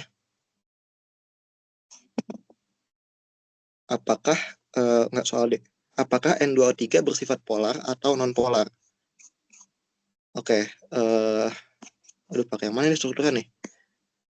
Tapi harusnya jelas sih. Kan strukturnya ini kelihatan lah ya, nggak stabil. Berarti kalau nggak stabil itu biasanya udah pasti polar juga. Dan strukturnya juga kan nggak simetris kan. So kan N kiri.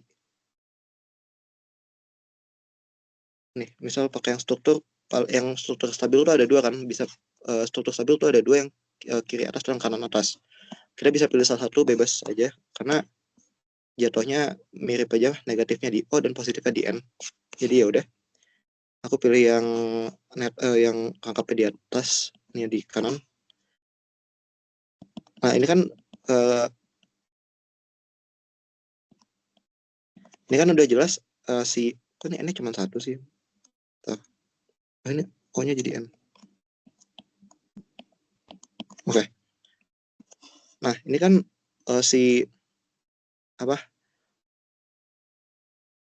O sama N, pokoknya N yang kanan itu punya O-nya 2. Sedangkan O yang kiri itu O-nya cuma 1. Ini O-nya ada 2. Ini O-nya ada 1. Jadi udah jelas nggak simetris. Berarti udah pasti ini polar. Karena tidak simetris. Kayak gitu aja sih jawabnya, jujur.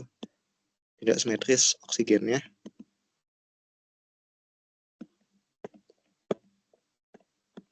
Atau bisa juga bilang kayak ya pinnya gini, karena momen dipol tidak 0. Resultan momen dipol tidak 0. Ini opsi 1. Karena resultan momen dipol tidak sama dengan 0. Atau gini aja. Resultan momen dipol itu simbolnya mu, kalau nggak salah, berarti kayak gini. Tidak sama dengan 0. Oke. Sekarang kita lanjut ke nomor E. Dalam struktur N2O3 yang cenderung stabil, berarti kita pakai yang ini aja sama. Terdapat ikatan NO pada bagian gugus nitro NO2. NO2 itu berarti yang kanan ini. Aku gambarin ulang aja. Yang cenderung stabil itu berarti yang ini ya.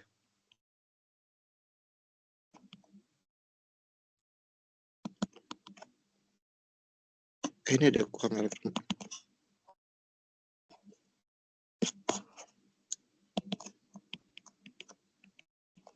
Oke. Terdapat ikatan NO pada bagian gugus nitro, berarti nitro itu yang NO2. Berarti yang kanan ini. Dan gugus nitroso itu yang kiri. Bandingkan panjang ikatan NO pada kedua gugus tersebut, manakah yang lebih pendek? Jelaskan alasannya. Oke, ini pokoknya jawabannya itu yang ini itu lebih pendek dibanding yang NO2. Kenapa kayak gitu? Itu karena kita lihat lagi di resonansinya. Kita lihat, pokoknya ikatan rangkap itu pasti lebih pendek daripada ikatan tidak rangkap. Itu pasti. Nah, sekarang kita cek yang NO, bukan NO2, yang NO itu yang kiri itu pasti rangkap kan? Itu pasti rangkap 2 paling enggak. Lalu malah rangkap 3. Lalu sedangkan kalau yang NO2 itu di sini ada sini rangkap 1, ini rangkap 2, ini rangkap 2, ini rangkap 1. Lalu yang ini malah rangkap 1, rangkap 1. Ini pun rangkap 1, rangkap 1. Maka pasti yang NO biasa itu lebih pendek daripada yang NO2.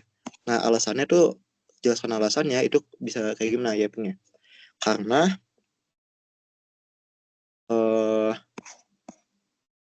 pada struktur resonansinya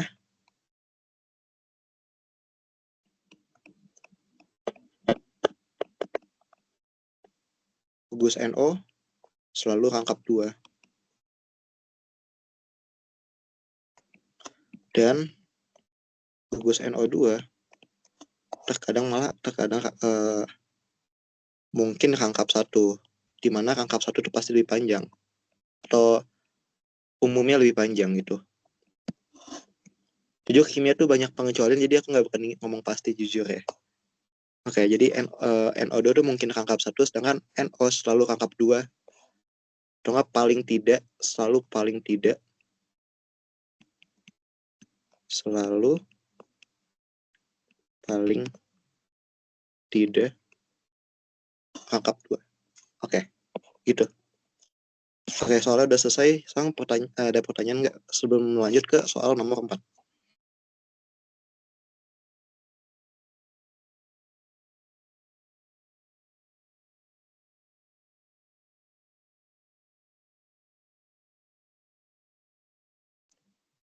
Oke, kayaknya karena nggak ada, aku izin lanjut aja ke soal nomor 4. Perhatikan zat-zat berikut ini ada asam propanoat, butanon, dan etilena. Oke, nggak ada keterangan apa-apa, yaudah. Langsung ke soal A. Tentukan apa interaksi antar molekul yang dominan dari masing-masing zat di atas. Oke, ini kayak buat tulis dulu aja nama zat-zatnya. Ada asam propanoat,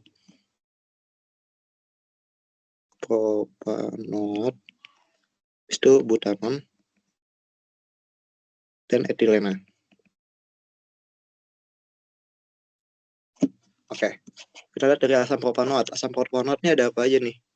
Asam propanoat kelihatan nggak simetris. Di belah ke sini nggak simetris, belah kemana nggak simetris apa ya. Maka udah pasti ini punya dipol-dipol. Besok kita cek apakah ada ikatan hidrogen. Oh, ternyata ada nih. Oh, sama H kan. Maka ada ikatan hidrogen. Lalu sekarang kita cek aja apakah ada ion dipol. Oh, kayaknya nggak ada nih. Soalnya kan nggak ada yang sangat positif atau sangat negatif. Berarti ya udah, ini ikatan ada dipol-dipol, ada ikatan hidrogen. Nah, kita lanjut ke butanon. Butanon juga nggak simetris nih, kayak gini nggak simetris. Pokoknya kayak gimana pun nggak simetris. Ya udah, berarti ini pasti dipol-dipol. Karena dia polar. Nah, sekarang kita lanjut ke ikatan hidrogen. Apakah ada ikatan hidrogen? Wah, kayaknya nggak ada nih. Misalkan O di sini itu nggak ada H. Sedangkan H yang di sini tuh pasti sama C. Sedangkan C dengan H itu nggak ikatan hidrogen. Berarti ya udah, ini pasti bukan ikatan hidrogen. Nah, sekarang etilena nih. Etilena itu simetris nih, kayak gini kan dibelah simetris. Maka etilena ini setahu aku polar sih. Bukan polar. Non polar sih. Coba make sure dulu deh.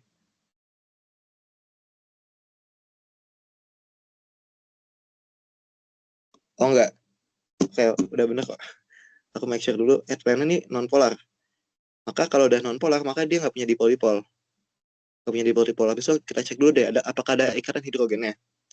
Wah, ini aja nggak ada oksigen, nggak ada nitrogen, nggak ada fluorin. Maka udah pasti nggak ada ikatan hidrogen. Maka ini ya udah, kalau nggak ada dipol-dipol, nggak ada ikatan hidrogen, maka di sini disebutnya adalah gaya London aja. Maka ya udah, tulis ulang aja nih. Asam propanoat yang paling dominan kayak tadi udah disebutkan, ikatan hidrogen itu paling dominan dibanding dipol-dipol. Maka ini ikatan hidrogen. Lalu kalau butanon itu dipol-dipol. Dan etilena adalah gaya London. Kayak gitu. Oke, kita lanjut. Tentukan senyawa dengan tekanan uap tertinggi pada suhu ruang. Nah, tekanan uap tertinggi itu berarti kita bakal ngelihatnya yang gayanya, pokoknya tekanan uap naik, tekanan uap tinggi itu gaya itu turun, gayanya yang lemah gitu. Jadi kalau gayanya lemah berarti tekanan uapnya tinggi gitu. Bentar, maaf.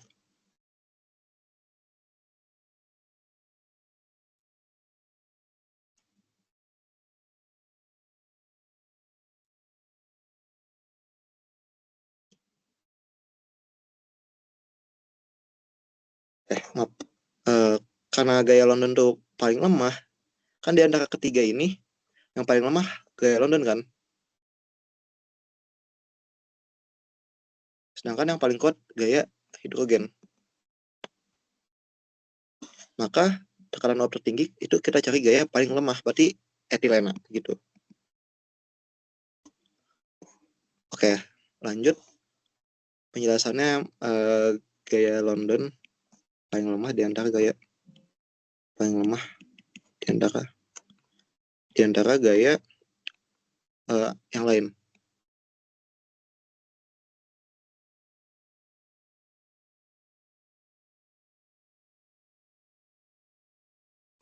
Sekarang C. Tentukan senyawa dengan kelarutan tertinggi dalam air pada suhu ruang. Dalam air ini kan air ini pelarut polar. Maka kalau kelarutan paling tinggi itu berarti kita nyari yang paling polar. Nah, kalau paling polar itu berarti yang gayanya paling kuat. Maka sini bisa dibilang kelarutan paling tinggi, gaya juga tinggi.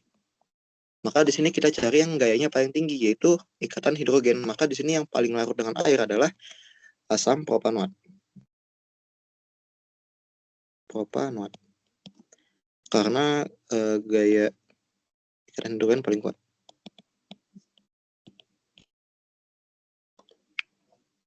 Paling lemah. Ikatan hidrogen paling lemah, paling kuat di antara gaya yang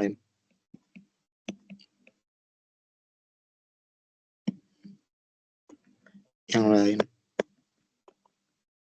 Sebenarnya kalau mau lengkap, gaya ikatan hidrogen pada asam propanoat paling kuat di antara gaya antar molekul pada etilena dan butanon. Kalau mau lengkap, tapi ini singkat aja. Oke. Sebelum ini kita udah hitung-hitungan, aku buka sesi pertanyaan dulu. Kalau ada yang mau nanya, silahkan. Mau lewat chat pun nggak apa-apa.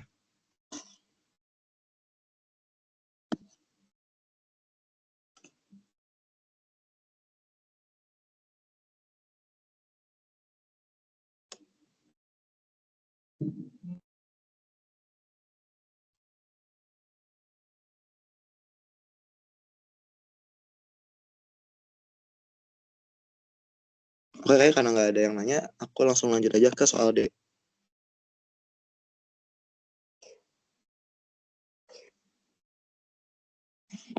Tentukan pada tekanan berapa jika asam propanoat mendidih pada 23 derajat Celcius. Pada 23 derajat Celcius. Bisa diketahui kalor penguapan pada asam propanoat adalah 42,3 kJ per mol. Dan pada 1 atm, asam propanoat mendidih pada 141 derajat Celcius. Oke, di sini aku nulis dulu diketahuinya dulu ya. Diketahuinya tuh kita punya T1. T1-nya adalah 203 derajat Celcius. Habis itu kita punya delta H vaporization. Maka ini tulisnya 42,3 kJ per mol. Habis itu kita punya tekanan nih. Tapi tekanannya ini untuk kondisi kedua kan, karena kan beda suhu didih, beda titik didih. Maka di sini kita tulisnya P2 aja. P2 itu 1 atm. Lalu kita punya suhu didih kedua, yaitu T2. Itu 141 derajat Celcius. Nah, sebelum kita lanjut, kita mending ubah dulu ke SI-nya gitu. Ke yang biasa dipakai. Jadi Celsius ini biasanya ke Kelvin. Jadi 273 tambah Celsius ke Kelvin itu ditambah 273. Maka sini 203 ditambah 273. Maka ini 476 Kelvin. Ini 141 ditambah 273 itu adalah, pakai kalkulator aja deh. 141 tambah 273 itu 414. Lalu delta half evaporation-nya ini kan masih dalam kilojoule, sedangkan biasanya kita maunya di joule, ya udah kita terusnya ke joule lagi. Berarti ini 42 kilojoule, 42,3 kilojoule itu adalah 40.300 joule. Nah, sekarang buat ngitung ini kita perlu namanya persamaan Clapeyron Clapeyron, atau biasanya rumusnya itu bakal dikasih di soalnya. Di sini pun ini juga aku ngambil SS berbagai datanya itu dari soal 24. Di sini dikasih tahu ini nih. Yang ini. Nah, kita tulis ulang aja.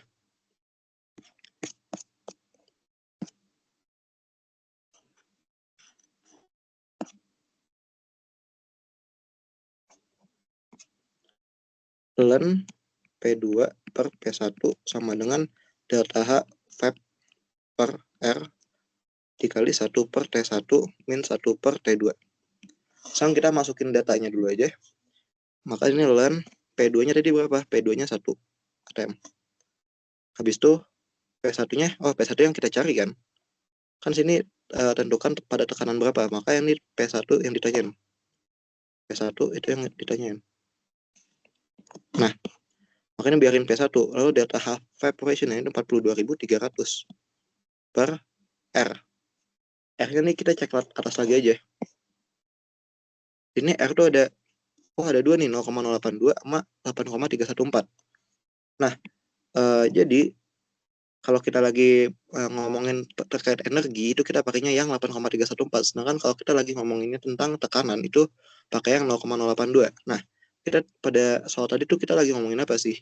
Kita lagi ngomongin tentang energi kan. Kita lagi ngomongin energi. Tapi kan ada ATM di sini. Tapi kan ATM nih kalau kita lihat ini kan di persamaan P2 per P1. Berarti kan pembagian ini itu ngilangin satuan kan sebenarnya. Makanya kita nggak pakai, kita lagi ngomongin tekanan, kita lagi ngomonginnya tentang energi. Karena di sini kan delta half evaporation kan joule kan. Joule ini kan nggak dihabisin kan, joule kalau kita nggak ada pembaginya itu joule bakal tetap joule. Maka sini R-nya tuh perlu yang ada joule. Maka kita pakai R-nya yang 8,314 kayak gitu. Habis itu 1 per T1. Tadi T1-nya berapa sih? T1-nya 476 Kelvin. Dikurangin 1 per 414. Nah, sekarang kita tinggal hitung. Hitungnya gimana? Pakai kalkulator. Jadi kalau teman-teman punya kalkulator yang FX991 series, bisa AX, bisa ID, bisa yang lainnya, itu bisa tinggal kayak gini. Jadi kita tulis ln, ini 1 per P1. Berarti 1 per P1. P1-nya itu kita pakai variabel aja. Variabel itu kita bisa pakai alpha, bisa pencet ini X, Y, atau M. Pakai X aja deh, paling umum.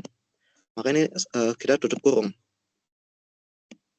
Oke, habis itu kita pencet sama dengan nih. Kalau di FX991 tuh pakai alpha, bisa harusnya pencet yang sini nih. Tapi ini kita beda, kita cari yang sama dengan di kalkulator ini aja. Ini pakai yang pencet yang ini, sama dengan.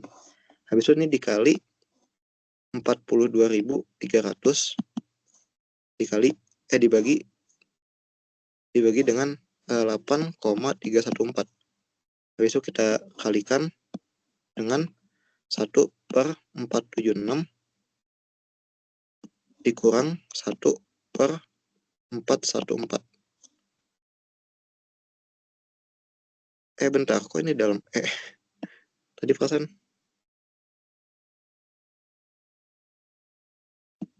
Nah, kalau misalnya hasil masih nggak jelas apa, bisa kita pencet yang ini aja, yang S menjadi D. Nah, kita ada seharusnya tuh kalau di FX991X itu kita bakal pencet calc, habis itu kita bakal pencet sama dengan. Tapi yang sini otomatis, jadi langsung ke ini harusnya tuh pencet calc, habis itu pencet sama dengan. Nah, sama kan? Maka ini X-nya bakal dapat P1 itu 4,956. 4,956 sekian, bla bla bla. Atau kita bulatin aja ke P1 sama dengan 5 ATM. Kayak gitu. Ini kalkulatornya udah mirip banget sama yang FX991 kok. Jadi kalian kalau mau latihan bisa. Apakah ada pertanyaan untuk soal hitungan ini?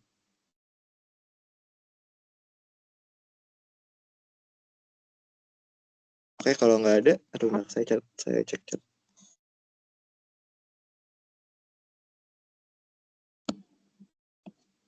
Oke, nggak ada ya. Oke, berarti kita lanjut aja ke soal selanjutnya. Ini ada keterangan soal dulu. Pembakaran butanon itu menghasilkan karbon dioksida dan uap air.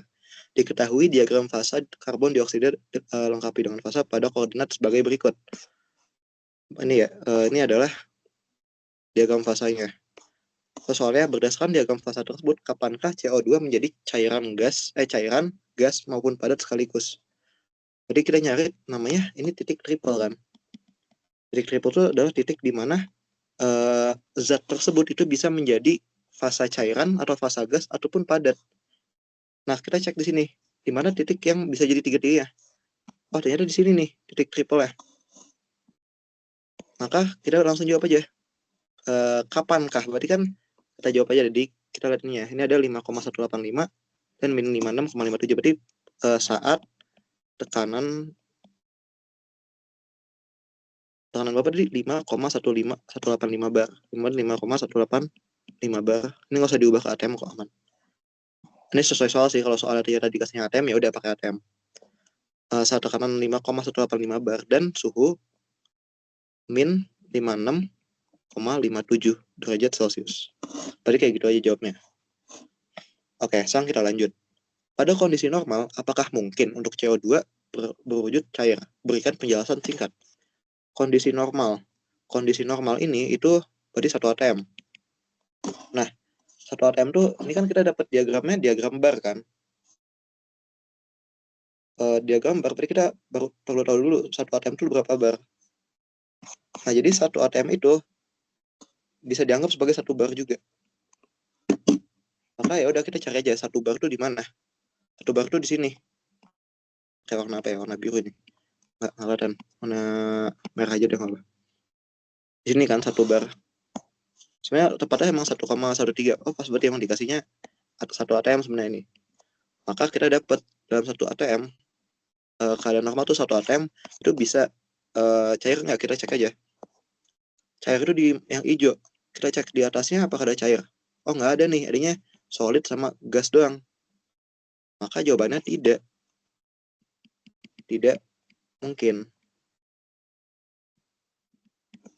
Penjelasan singkatnya, karena pada suhu berapapun di tekanan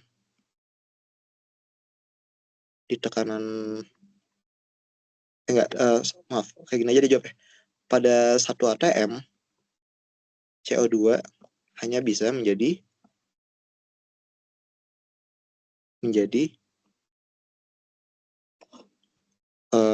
apa tadi, kalau 1 ATM itu cuman solid sama gas, berarti hanya bisa menjadi padat atau gas.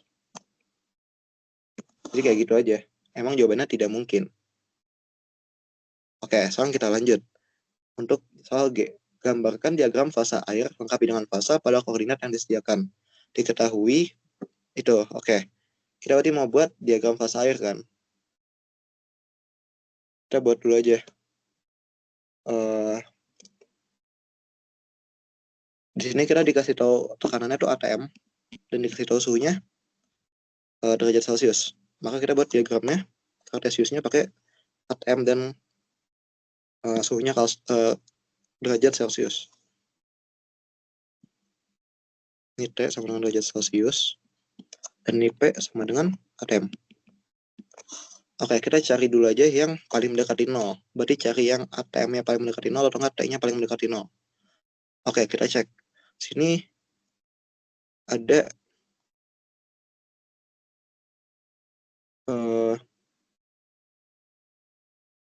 ATM paling mendekati 0. Ada nih 0,01. Itu dekat banget kan? Oh, ada yang 0 juga suhunya. Tapi tidak suhunya ada yang min 20. Jadi kayaknya mending kita nggak usah yang derajat Celcius itu kita jangan menganggap ini sebagai 0, ini 0 sebagai ATM-nya aja. Kalau derajat Celcius enggak. Maka kita di sini bisa cari 0,001 ATM. Berarti kita misalnya paling kiri berarti kan 0,001 ATM.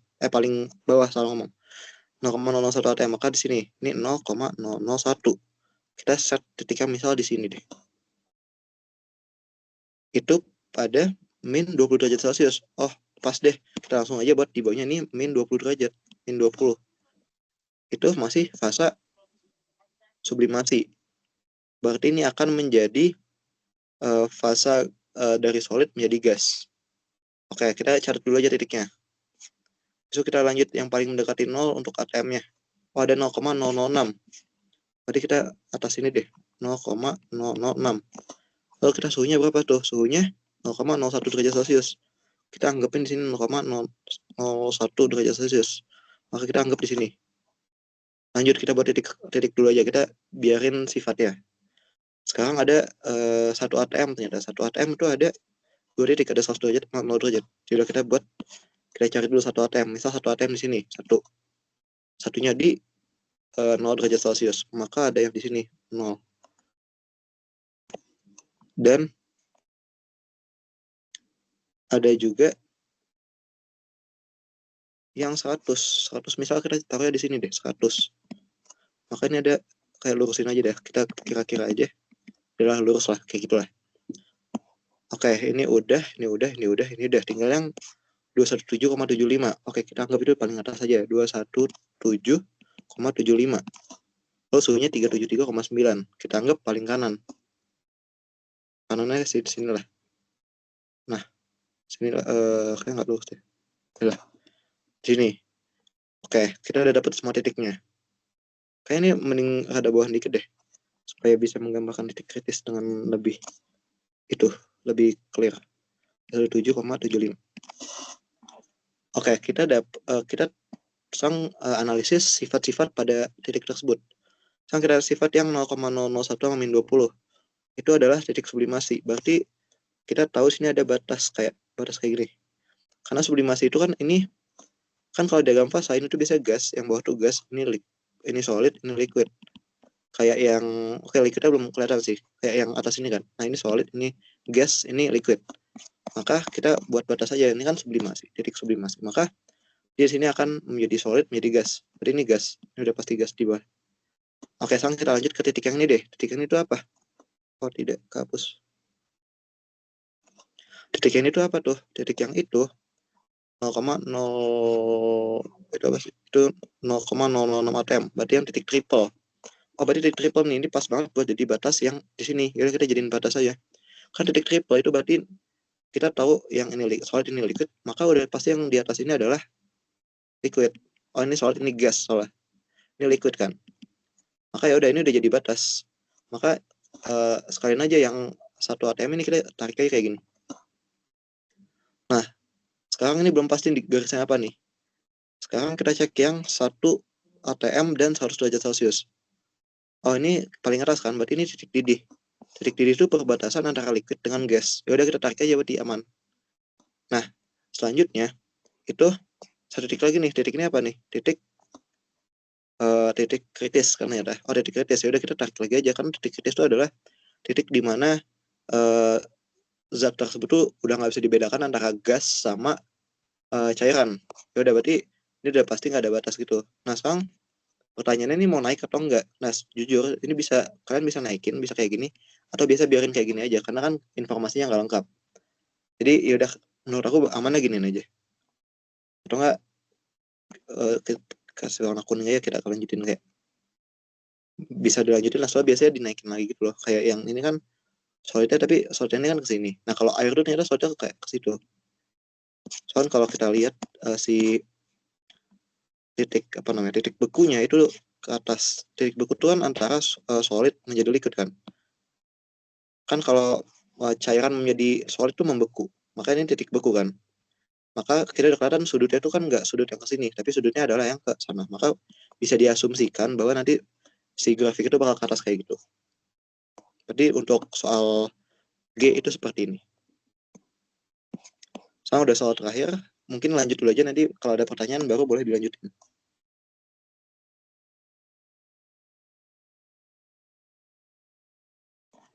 Perubahan apa saja yang diamati ketika air pada 80 derajat Celcius dan 0,01 atm secara perlahan dinaikkan tekanannya? 80 derajat Celcius, berarti kita anggap di sini.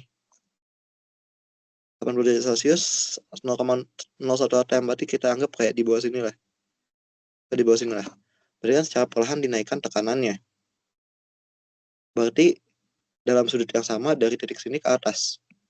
Ini kan liquid. Ini liquid semua nih. Atasnya liquid semua. Walaupun ini semua gas sebenarnya. Ini berarti nulisnya 3 kali nih. Ini gas. Ini liquid. Nah, berarti kan kalau kita naikkan tekanan, berarti kan ke atas. Berarti dia fasenya itu dari mana ke mana? Itu fasenya berarti dari gas ke liquid. Maka perubahannya adalah perubahan fasa gas menjadi liquid. Itu aja sih perubahannya. Nah, oke, ternyata soalnya udah selesai. Sekarang ada yang pertanyaan nggak nih, teman-teman?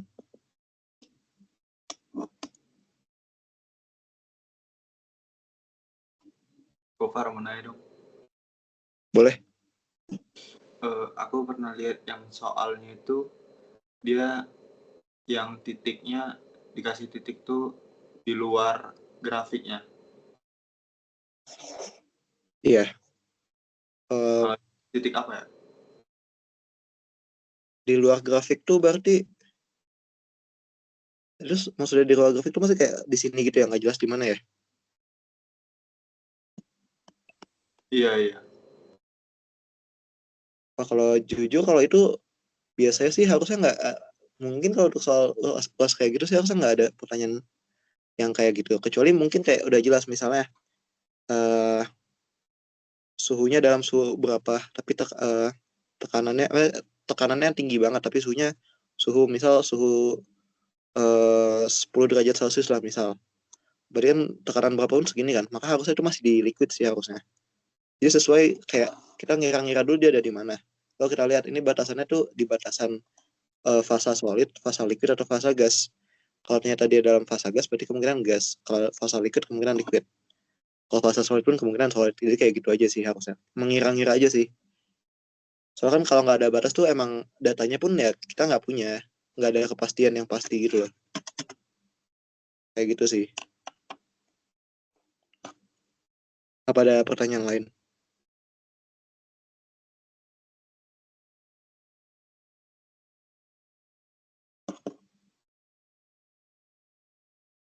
Kayaknya karena udah nggak ada pertanyaan, berarti Tubai hari ini dicukupkan sampai sini aja. Makasih teman-teman udah ikut hari ini. Mohon maaf kalau ada salah kata. Teman-teman kalau mau nanya ada di kolom tanya yang ada di akademik aja, kan ada link buat ruang tanya, itu tanya aja sebanyak-banyaknya di situ. Insya Allah dijawab kok. Lalu semangat UASnya dan ya kasih semuanya.